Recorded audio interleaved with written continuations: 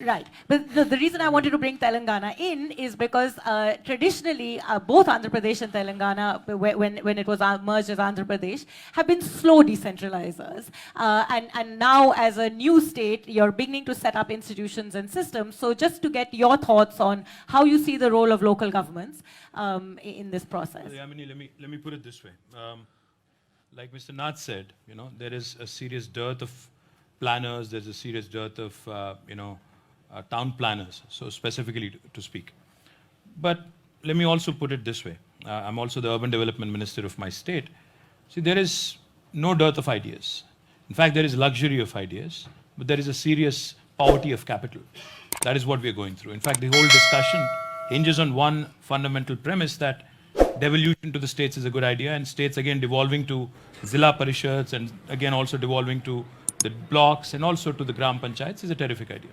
Yes, that is what I think Prime Minister Rajiv Gandhi did when he was proposing the 73rd and 74th Amendment to the Constitution, etc., etc. Yes, you've also, I think, put an accusation on us, me and my, my colleague minister here from Andhra Pradesh, that we've been slow devolvers. No, in fact, no, not slow decentralizers, you called us. In fact, as the youngest state in India, I'm proud to say this with you, proud to share this with you. In the last 5 years, when we started off our journey as a state with 10 districts. Now we have 33 districts in place. Now we also have 3,400 more village panchayats. In fact, we have recognized all of our tribal habitations and hamlets as village panchayats as well. We've also created new blocks. We've also created new revenue divisions. And we've made sure that each of these units receives great deal of devolution through planned budget. So therefore, you cannot make the same accusation anymore, but I can tell you two more things about what is happening in the landscape of India. Mr. Nath said, people move. Yes, people urbanize, people suburbanize. Why do they do it? For three things. Firstly, in search of better livelihood. Secondly, in search of better healthcare opportunities. Thirdly, in search of better education opportunities. Yes, our cities, our urban metropolises have become hubs of economic activity. That's why people move there. Can we solve this problem like Honorable Meghalaya CM said? Why can't we create smart villages, etc.? You may be able to solve two pieces of the puzzle. You may be able to provide better healthcare. You also may be able to provide better education opportunities. But will you be able to provide better livelihoods? I seriously doubt that. Why do people migrate? That's the fundamental question that needs to be addressed. Let me see, we are celebrating the 150th birth anniversary of the father of our nation, Mahatma Gandhi. It was yesterday. Bapu, it was, I think, who famously said, India lives in its villages. Yes, India, still 70% of India lives in its villages. But India is run by its urban pockets.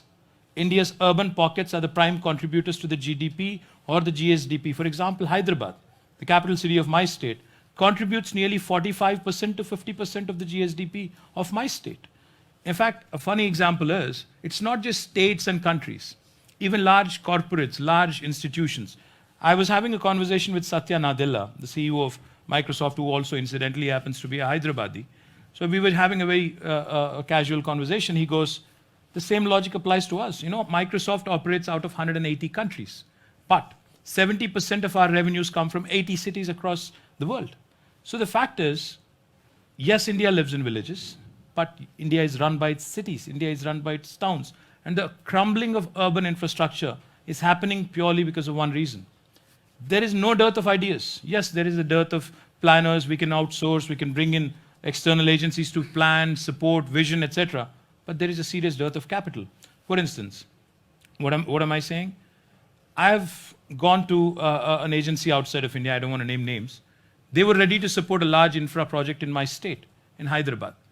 But unfortunately, it had to be routed through the DEA, the Department of Economic Affairs. DEA said this is not allowed. Just slammed the door on us.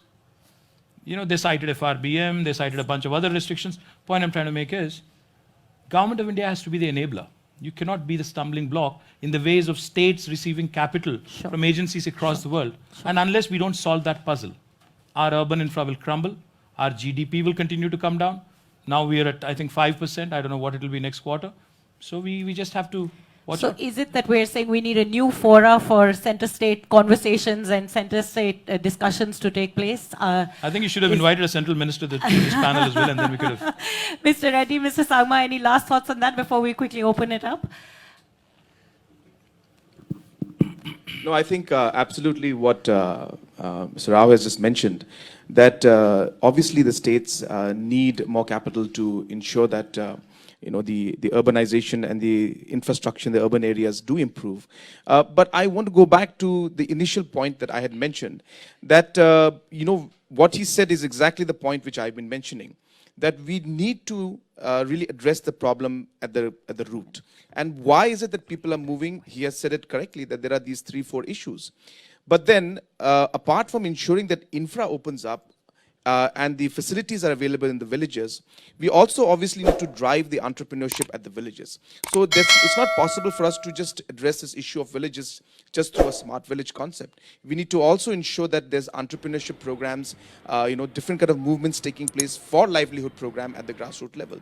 So I think at the end of the day, yes, there will be a lot of movement to the urban areas. Yes, we will need funds to ensure that these the infras at the urban areas, which really are overloaded right now, needs to be put in. But I think at the end of the day, we do need to do a balancing act by ensuring that the rural areas also come up to a certain level. The district headquarters, the block headquarters, the villages, they also need to come up. And I think that kind of a multi-pronged approach is what we need. Otherwise, we will not be able to resolve Absolutely. this issue. In fact, Mr. Reddy, a lot of the urban transition is taking place in rural areas as people are moving from farm to non-farm. So do we need to rethink the local governance structure too? As you said, a lot of urban areas are rural panchayats.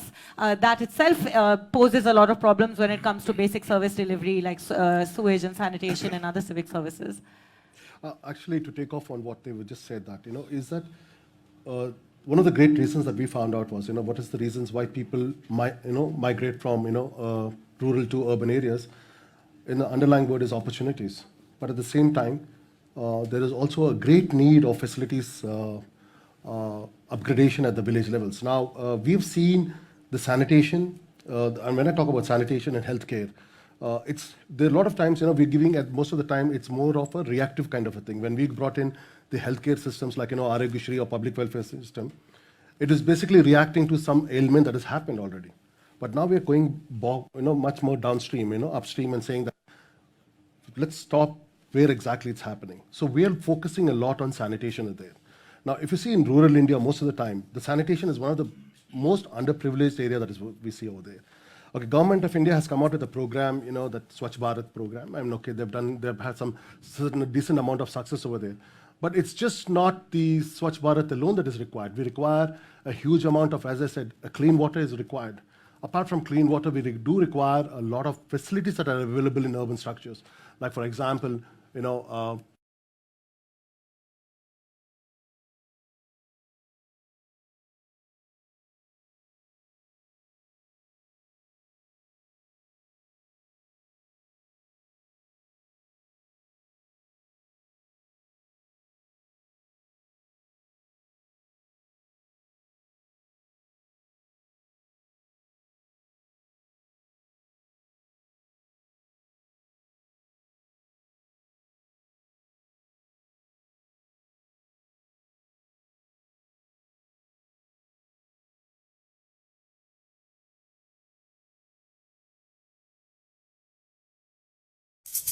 మీకు ఈ video నచ్చినట్టయితే like చేయండి, share చేయండి, subscribe చేయండి. Regular notifications కోసం bell బటన్ని press చేయండి.